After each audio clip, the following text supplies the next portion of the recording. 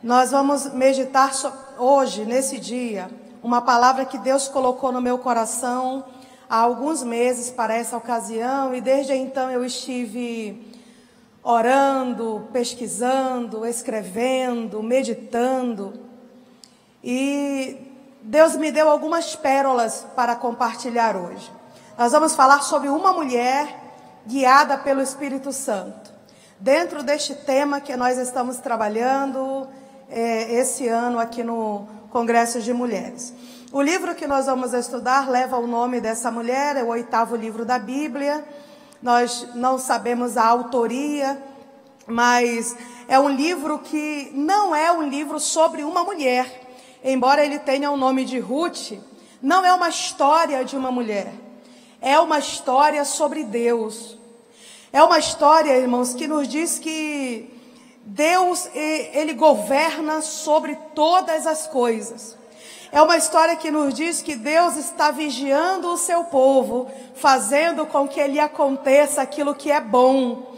É uma história que nos diz que mesmo nas situações obscuras da vida, ou mesmo nos momentos em que nós enfrentamos momentos de desilusão, momentos de tristeza, momentos em que parece que as coisas não estão dando certo, esse livro ele nos diz que existem olhos sobre nós e Deus está trabalhando em todos os detalhes da nossa história. A nossa história ela não está nas mãos do acaso, porque nada acontece por acaso em um mundo governado por Deus.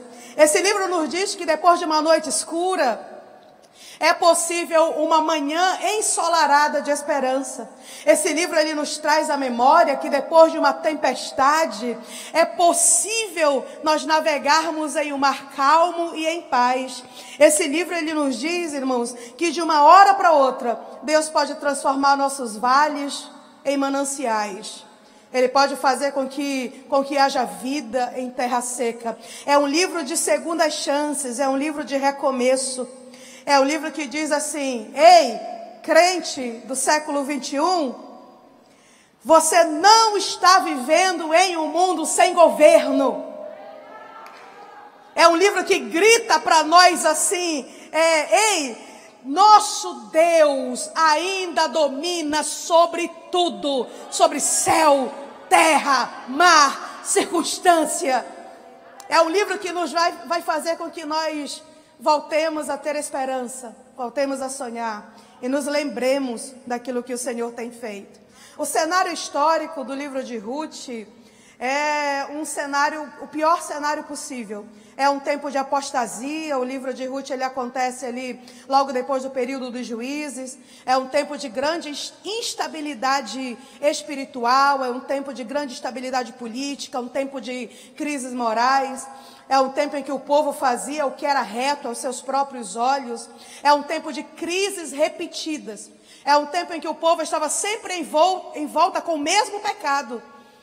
O povo estava sempre caindo no pecado da idolatria e da imoralidade sexual.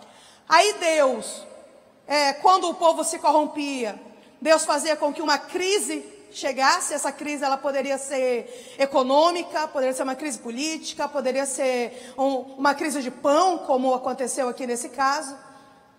Aí quando a crise chegava, o povo se arrependia. Aí Deus levantava um juiz, que era um líder, que exercia essa liderança militar. Levantava um juiz para defender o povo, para orientar o povo se convertia, Deus livrava o povo do seu inimigo, fazia cessar aquela guerra, fazia cessar o problema, recolhia a sua mão. Aí quando o povo se via na bonança, o povo outra vez voltava a cometer o mesmo pecado. Essa crise aconteceu pelo menos 14 vezes nesse cenário. Por isso que eu digo que é um tempo de crises repetidas. É um tempo em que esse pecado, essa queda era cíclica. Isso nos chama a atenção, minhas irmãs, meus irmãos, para que nós não estejamos aí alimentando os nossos pecados de estimação. Porque a gente pode pensar assim: o nosso Deus é bom, O nosso Deus é misericordioso. Eu peco, peço perdão, Ele me perdoa. Aí semana que vem, eu estou envolta novamente com o mesmo pecado. Uma coisa, irmãos, é você cair, você cometer um deslize e se arrepender e ir buscar em Deus misericórdia, perdão, e procurar então defender a sua vida daquele deslize novamente. E outra coisa muito diferente é você ficar se revolvendo na lama. É você ter aí um pecado e que você está mantendo, cuidando, trazer esse pecado para a sua vida, confiando que Deus é um Deus que perdoa. Isso demonstra a nossa falta de confiança, de fé, de caráter. E Deus, Ele não pode nos fazer prosperar, não pode nos fazer abençoar, não pode nos dar estabilidade, se nós estamos aí embaraçados com os negócios desta vida, fazendo aliança com quem nós não deveríamos estar aliançados, com comportamentos que nós sabemos que não agradam ao nosso Deus. Então, crente que vai para o céu não tem pecado de estimação. Vença esse negócio. Supere esse comportamento. Coloque diante de você essa aliança entre você e Deus. E diga: Senhor, com a tua graça, Senhor, eu vou tirar do meu caminho tudo que favorece o acontecimento desse pecado. É melhor eu entrar no céu sem o meu celular do que ficar aqui na terra, do que ir para o inferno por causa daquilo que eu não consigo me conter ali, diante daquele comportamento que eu não consigo me conter, me controlar quando estou com o celular na mão. É melhor eu deixar um amigo para trás, se esse amigo me induz ao pecado. É melhor eu deixá-lo para trás e ficar sozinha, nem que seja por um tempo. Mas é melhor eu fazer isso do que continuar insistindo numa companhia que me leva a um comportamento que está entristecendo ao Senhor. Então, decisões precisam ser tomadas para que as crises na nossa vida não sejam crises repetidas. Nós não podemos ter pecado de estimação. Então, nesse cenário de idolatria e imoralidade sexual, mais uma vez, irmãos, Deus pesou a mão sobre o seu povo. Houve fome na terra. Interessante que a fome era o castigo de Deus sobre o comportamento idólatra e imoral do povo. Era o castigo de Deus.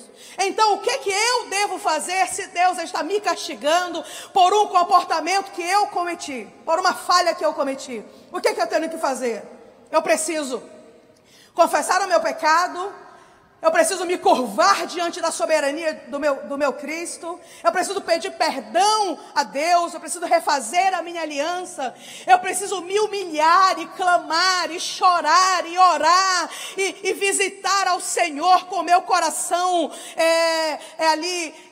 realmente comprometido com essa mudança de comportamento, com esse reconhecimento da falha. Mas nós temos uma família que é a protagonista dessa história, a família de nosso irmão Elimeleque, que era um homem que era um príncipe de Belém, pertencia à aristocracia de Belém. Ele resolveu diferente. A crise chegou e ele pensou assim: não vou me humilhar, não vou suportar, eu vou embora, porque lá em Moabe tem pão. Então eu vou pegar a minha esposa Noemi, meus filhos Malom e Quilion, e vou lá para Moabe. Vou morar em Moabe, porque lá em Moabe tem pão. E ele foi, irmãos. Em vez de se humilhar debaixo das mãos de Deus, ele resolveu fugir. Interessante que o nome Elimeleque significa meu Deus é rei. E Noemi significa deleite, prazer. Isso demonstra a fé de seus pais. Seus pais colocaram nele esses nomes. Meu Deus é rei e deleite, prazer. Só que tem um problema. Quando eles tiveram filhos, ainda em Belém, eles colocaram o nome de seus filhos Malom e Quilion, fraco e doente. Ou seja, irmãos, eles já estavam enfrentando uma crise espiritual seríssima, mas ainda estavam em Belém. E o que isso nos diz para nós cristãos do século 21? Que não é importante somente estarmos presencialmente em Belém. Se estamos em crise espiritual, não adianta só estar fisicamente. Precisamos estar com o nosso espírito, alma, corpo, emoções, coração. Nós precisamos estar totalmente, com todas as áreas da nossa vida. Em Belém também. Não adianta estar em Belém desejando os brioches de Moabe. Não adianta estar em Belém desejando o que o mundo tem para lhe oferecer. Não adianta estar em Belém pensando, mas eu estaria melhor e mais feliz e mais livre se eu estivesse lá. Não adianta estar em Belém olhando no relógio, que horas esse culto vai acabar porque eu quero ir para casa. Não adianta estar em Belém e estar desejando o banco da praça. Está desejando um restaurante, está desejando o sofá da tua casa, a cama do teu quarto. Não adianta você estar aqui e suas emoções, sua visão, seus sonhos, seu desejo está voltado para outro lugar. Porque aqui não é um clube onde nós nos encontramos para resolver um negócio, para cumprimentar uma pessoa. Aqui não é um clube onde nós vemos toda semana para aliviar a nossa culpa. Não é, irmãos, essa é a casa de Deus, é o lugar mais maravilhoso da terra. Deus está em Belém. Pode ser que as coisas não estejam andando bem nesse momento, mas ainda é melhor os farelos de Belém do que os brioches de Moabe. As coisas podem não estar indo muito bem nesse momento, mas ainda é 1.000.000 de vezes melhor estar aqui, ouvindo, recebendo, sofrendo muitas vezes o castigo de Deus por coisas que nós mesmos fizemos ao longo da nossa história. Mas olha, irmãos, o pior dia com Deus ainda é melhor do que o melhor dia sem Ele. Aqui a misericórdia do Senhor nos alcança. Aqui, em um momento, a porta pode se abrir, em um momento o milagre pode chegar, em um momento Deus pode mudar a tua história, virar o teu cativeiro, fazer aquilo que deseja o teu coração. Agora fica, mas fica de verdade em Belém. Traz teu sonho para Belém, teu desejo para Belém, traz a tua expectativa, a tua esperança para Belém e para de desejar aquilo que o mundo está oferecendo, porque o mundo não dá nada para ninguém. Então eles fugiram, irmãos. Em vez de enfrentar a crise, eles fugiram. Elimeleque, ele só pensava no pão. Olha só, olha que interessante para nós isso. Ele não procurou saber qual era a história de Moabe, não procurou saber quem eram os deuses de Moabe, não procurou saber quem era cultuado em Moabe, como era a política de Moabe, a economia de Moabe, como era o dia a dia em Moabe. Não, ele queria pão. Ele só queria o pão. E isso é tão perigoso, irmãos, tão perigoso, porque muitas vezes nesses momentos de crise, decisões precipitadas são tomadas. Não se troca de barco no meio da tempestade, irmãos. Não é no momento da crise que a gente decide fazer uma mudança de 100% na nossa vida. Nós não podemos fazer isso. Muitas vezes no momento da crise, no momento da dificuldade, alguém resolve ir embora, alguém resolve sair da empresa, alguém resolve deixar o ministério, alguém resolve deixar o casamento, alguém resolve quebrar a aliança, porque está enfrentando uma crise. E crise não é momento para tomar decisão. Decisão nós tomamos quando tudo está bem e nós podemos antever ali o resultado da decisão que nós tomamos. Mas no momento da crise, quando os ânimos estão exaltados, o Senhor nos orienta a ficar, esperar, desarrumar a mala, guardar o confronto, ir para o lugar secreto e buscar no Senhor a orientação. Deus não mandou eles irem para Moabe. No primeiro momento, pode até ser que em Moabe, chegaram em Moabe, Moabe tem pão, Moabe tem comida, Moabe tem tudo em abundância. Mas olha, irmãos, nem tudo que está dando certo é o certo. Nem tudo que está dando certo está sendo aprovado por Deus. Nós somos pessoas, nós temos um dono, nós temos um Senhor. Nós não podemos tomar uma decisão sem consultar ao Senhor, sem que Deus diga faça.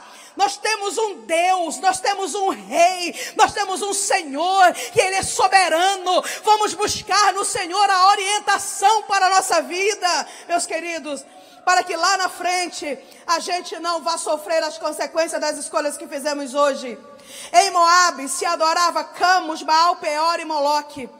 Em Moabe se sacrificavam 300 crianças por ano a Moloque. Recém-nascidos queimados vivos.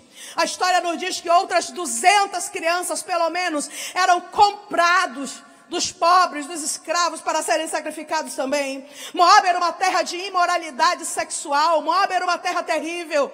Mas essa família, em busca de pão, foi para lá. Lá não havia Deus, mas havia pão. Lá não tinha comunhão, mas tinha pão. Irmão, nem só de pão vive o homem. É melhor estarmos ali, de repente com uma ou outra necessidade, mas estarmos no lugar mais seguro do mundo, irmãos, do que estarmos sentados em um banquete, usufruindo do que o mundo tem de bom e do melhor, mas se esquecendo que o nosso inimigo, ele não dá nada de graça para ninguém. Eles foram para Moabe, sabe o que encontraram em Moabe? Elimeleque, no versículo 3 do capítulo 1, encontra a morte. Ele foi em busca de pão e encontrou a morte. Foi em busca de segurança e perdeu tudo. E logo em seguida nós já vemos que morre também, depois de terem casado com moças moabitas. Olha como a fé dessa família estava enfraquecida. Primeiro eles colocam o nome de seus filhos fraco e doente. Depois fogem da crise. Depois Elimeleque morre. Malom e Quilion casam com 2 moças moabitas, o que era proibido por Deus para Israel. Não era permitido. Mas aí, irmãos, um abismo puxa outro abismo. Um pecado chama outro pecado. Se você começa a abrir exceções, daqui a pouco você está todo comprometido com este mundo e com Deus deste mundo. É por isso que nós precisamos ser 100%. Ou nós estamos com o Senhor, nos aliançando com Ele para ir para o céu, ou não adianta sermos meio crentes, não adianta sermos um pouco convertidos, não adianta, irmãos. Deus realmente precisa que nós façamos uma aliança verdadeira com Ele. Então eles foram para lá em busca de pão e encontraram a sepultura. Eles puderam evitar a fome em Belém, mas não puderam evitar a morte em Moabe. Irmãos, Moabe é um lugar cruel. Moabe pode matar teu marido, matar teus filhos. Moabe tirará de você a esperança. Moabe tirará você a capacidade de sonhar. Moabe lhe tirará tudo. Moabe é um lugar terrível. É um lugar que significou para Noemi doença, pobreza, morte dos filhos e viuvez. Moabe deixará a tua alma cheia de amargura. É melhor ficar em Belém. Não importa o que estejam te oferecendo lá. Não importa que portas estejam sendo abertas em Moabe. Ainda é melhor sofrer com Cristo. Ainda é melhor estar com Cristo. Ainda é melhor ser fiel a Cristo. Ainda vale mais a pena fazer aliança só com quem tem aliança com Deus.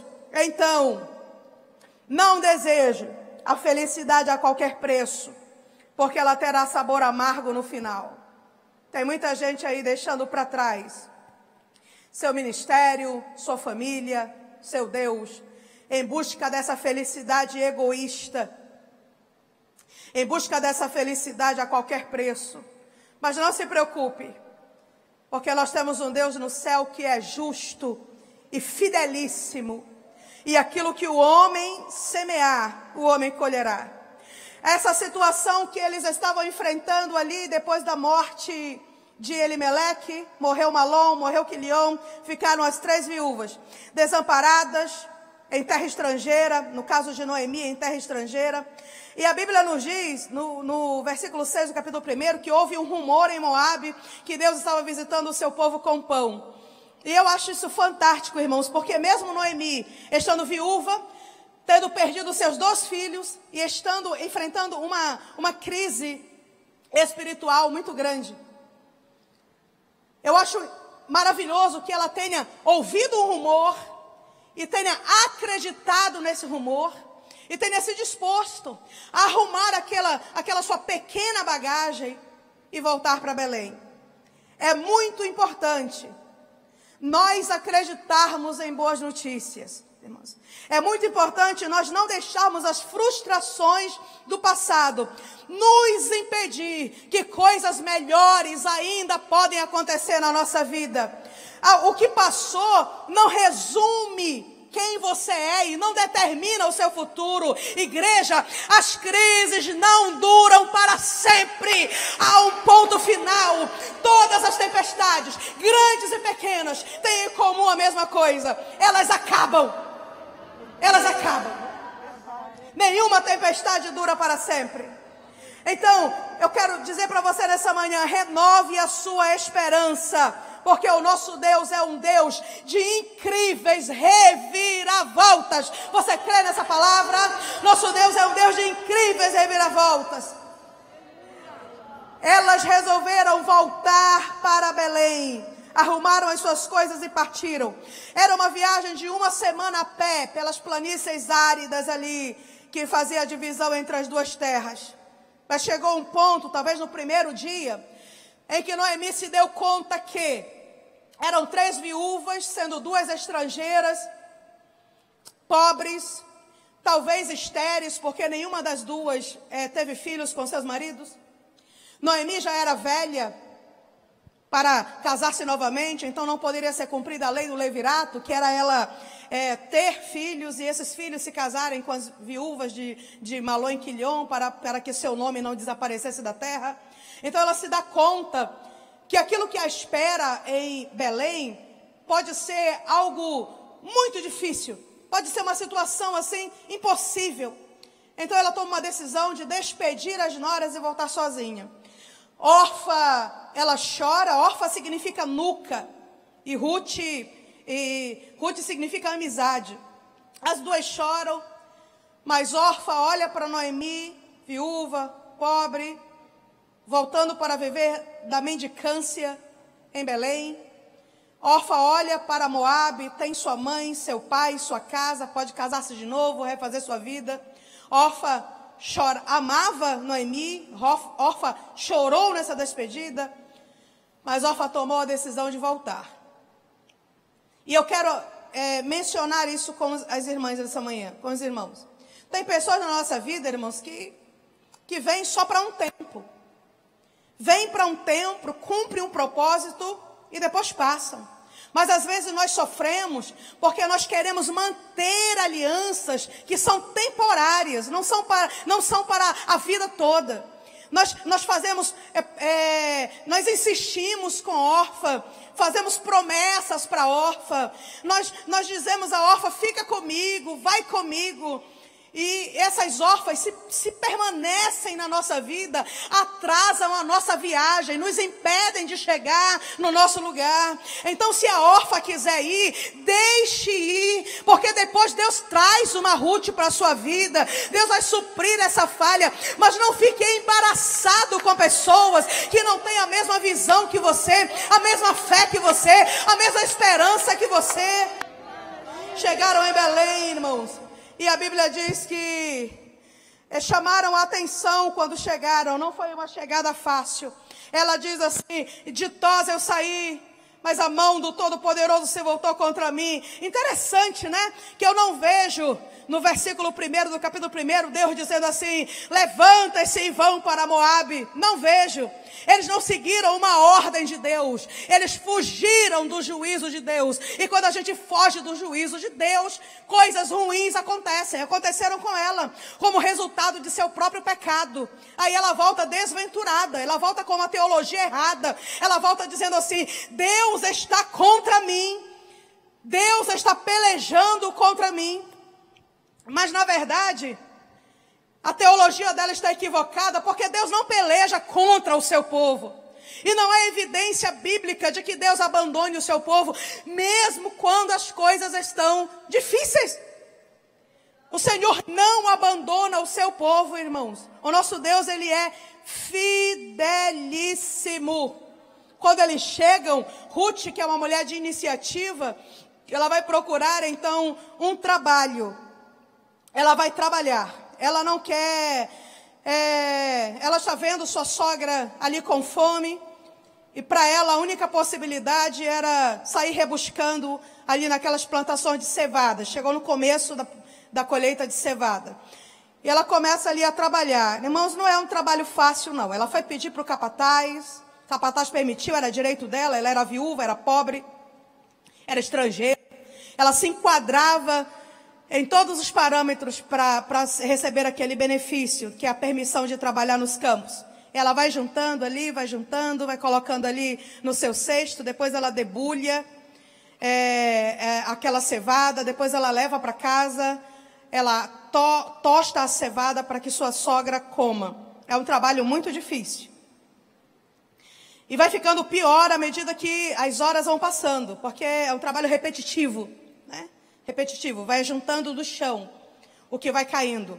Ali os segadores vão na frente com suas foices de pedra e vai caindo, e aquela cevada que vai caindo, ela vai pegando.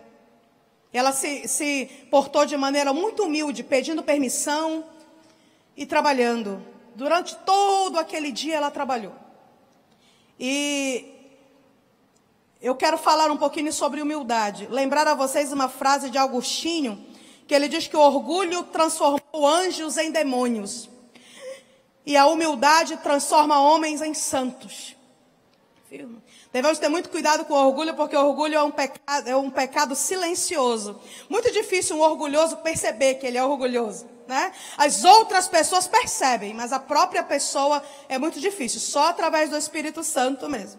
Agora ela trabalhou, e quando ela estava ali trabalhando, chegou o dono da seara, o dono de toda aquela fazenda, de toda aquela plantação, e ele chega e saúda os seus funcionários com a paz do Senhor. Isso me chama muita atenção. Saudou seus funcionários. Irmãos, ele é um homem rico, poderoso, valente, é o proprietário de tudo.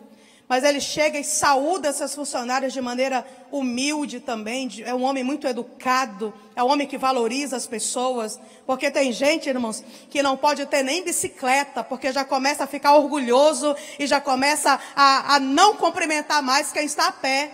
Tem crente que não pode ter nem óculos, irmãos.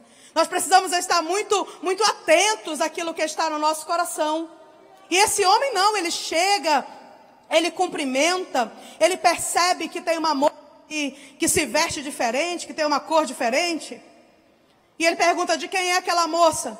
E o seu capataz lhe diz, olha, é a nora de Noemi, está aqui trabalhando, chegou cedo, está aqui até agora. E ele chama ela, ele a abençoa, ele diz para ela ficar só em sua terra. Ele chama ela para almoçar. Ruth, ela também é uma moça discreta.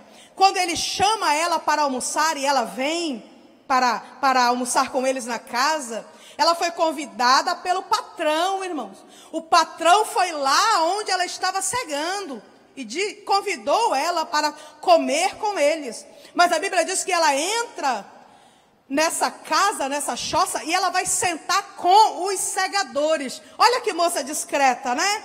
Talvez se é uma moça com outro tipo de índole, ela vai sentar do lado do patrão, né? Vai encostar ali o bracinho no bracinho dele, mas ela não. Ela sabia o seu lugar, ela se sentou com os segadores. E a Bíblia diz que ele, o patrão, foi lá e a serviu. Irmãs, nós não precisamos forçar a situação, não. Porque aquilo que Deus tem para nós, encontrará caminho para chegar até nós, sem que nós tenhamos que comprometer a nossa índole, o nosso comportamento. Aí acabou-se a colheita. Ruth 3:5 nos diz que um projeto começou a ser arquitetado por Noemi. Noemi chama Ruth e diz assim, olha, já acabou a colheita, agora você se lave, se unja, veste as tuas vestes e desce a eira. Fica observando. Ele vai comer, vai beber, vê o lugar onde ele vai dormir. Quando apagarem-se as lamparinas, você vai lá, descobre o pé dele, deita no pé dele. Quando ele acordar e perguntar quem é que está aí, você diz: eu sou Ruth, tua serva, e fala essa frase aqui: estende a tua aba sobre mim, porque tu és meu remidor. E Ruth obedece, e ela diz assim: tudo quanto me disseres eu farei. Ruth 3:5. Porque uma outra característica de Ruth é que ela era uma moça ensinável. Isso é lindo, irmãos, porque tem gente hoje que diz assim: eu já sei tudo, ninguém me ensina nada. Alguém vai aconselhar e diz assim: eu sei isso aí, eu já sei. Alguém vai dar uma palavra, vai orientar, e a pessoa diz: não precisa me ensinar isso, porque eu já sei. Seja humilde. A nossa vitória depende do mentoreamento de pessoas mais experientes que nós, mais espirituais que nós. Então aceite a orientação. Ruth aceitou a orientação e fez exatamente como sua sogra havia lhe orientado. Estende a tua capa sobre mim, ela disse para Boaz. Agora, chamando a atenção para vocês, é uma moça banhada, porque a orientação de Noemi para Ruth foi: tome um banho, se perfume, vista seu melhor vestido, desça a eira e deite aos pés dele. Agora nós temos o escuro. Olhe bem para mim, está escuro. Um homem mais velho, ele havia comido e bebido vinho. Ele acorda à meia-noite e tem uma moça banhada e perfumada deitada no seu pé. Aquilo tinha tudo para terminar muito mal, irmãos. Tinha tudo para terminar com um cenário de imoralidade sexual. O versículo seguinte poderia ser: e deitou-se Boaz com Ruth. O versículo seguinte poderia nos atentar para isso. Mas esse homem, ele é um homem tão especial que ele transforma esse encontro em um culto. Ele diz: bendita sejas tu do Senhor, minha filha. Irmãos, como valeu a pena. Ruth está rebuscando naquele campo. Enquanto ela estava rebuscando, parecia que nada estava acontecendo, mas um projeto estava sendo traçado por Deus. Eu quero falar para você nessa manhã, que pode ser que você perceba que nada está acontecendo na sua vida nesse momento, mas eu quero dizer para você que existe sim um agir de Deus sobre a tua vida. Continua pegando a tua espiga do chão, porque o teu Senhor está com olhos fitos sobre você, assim como Deus acompanhou aqueles 2 pontinhos que se moviam no deserto. Deus está atento na sua situação. Olha, Boaz era um homem íntegro, ele estava no escuro, ninguém estava vendo. Olhe para mim, o segredo mais secreto na terra é um escândalo aberto no céu. Nós mostramos, irmãos, o conceito de integridade não é agir hipocritamente na presença dos conhecidos. Por exemplo, aqui em cima todo mundo é uma bênção. Aqui em cima todo mundo é crente. Aqui em cima todo mundo tem espiritualidade, caráter, força, integridade. Mas e quando os holofotes estão apagados? E quando ninguém está olhando? E quando não há testemunhas do nosso comportamento? Pois é exatamente aí que há uma expectativa do céu e há uma expectativa do inferno acerca daquilo que vai ser dito em seguida, assinado em seguida, vai ser acertado em seguida. Nós não estamos sozinhos por aí. Existe uma nuvem de testemunhas ao nosso redor. Você é a pessoa que se revela quando está longe dos holofotes. Ele não atacou a vulnerabilidade daquela moça. Tem muitos por aí que manipulam porque podem, exploram porque podem, se aproveitam porque podem. Mas ele não, ele foi um homem respeitador. Boaz não se aproveitou de Ruth, ele a abençoou. E a Bíblia diz que ele, depois desse encontro, no outro dia, à luz do dia, ele chamou aquele que era o primeiro na sucessão, que era quem tinha direito, que era o parente mais próximo. E ele propôs diante de 10 testemunhas, que aquele homem que era o primeiro, que era quem era o parente mais próximo, quem poderia resgatar aquelas 2 viúvas, ele fez a proposta diante de todos. Era uma coisa que ele poderia ter feito só ele e o outro à noite ainda, no escuro ainda. Quanto você quer para que eu case com a Moabita? Ele já amava Ruth. Mas não, irmãos, ele chama diante de todos, porque ele era um homem de caráter, ele era um homem íntegro. Boaz era um homem generoso, Boaz era um homem leal, Boaz era um homem justo, Boaz era um homem prudente. Aquele homem abre a mão do casamento, abre a mão de comprar a herança. Boaz então se casa com Ruth, e a Bíblia nos diz então que tiveram um filho chamado Obed, que significa aquele que serve e aquele que adora. E Obed e Ruth foi então bisavó do rei Davi, entrou na genealogia de Cristo. Então, eu quero dizer para você que pode ser que tenha passado 50 anos, pode ser que você já tenha 60 anos, mas a crise não dura para sempre. A vida não é só de turbulência. Depois da tempestade vem a bonança, depois do choro vem a alegria, depois da dor vem refrigério. Depois de anos de tristeza, uma porta se abre para Ruth e Noemi, e um novo futuro se descortina diante dos seus olhos. E como profeta de Deus, aqui nessa manhã, eu quero profetizar sobre a sua vida. Deus não deu simplesmente um marido para Ruth, deu um lar feliz. E eu quero dizer para você que esse tempo não é a demora de Deus. Deus está trabalhando nesse momento, Deus está preparando tudo nesse momento. A tua vitória vai chegar, a tua vitória vai chegar, a providência divina está em ação na tua história. Talvez você pense, Deus não pode fazer mais nada por mim, não tenho mais como prosseguir, mas Deus pode te fazer feliz ainda hoje. O teu futuro ainda te reserva surpresas. Não aceite, não se deixe derrotar pelo fracasso, porque Deus está ainda trabalhando em teu favor. Que Deus abençoe a todos, em nome de Jesus.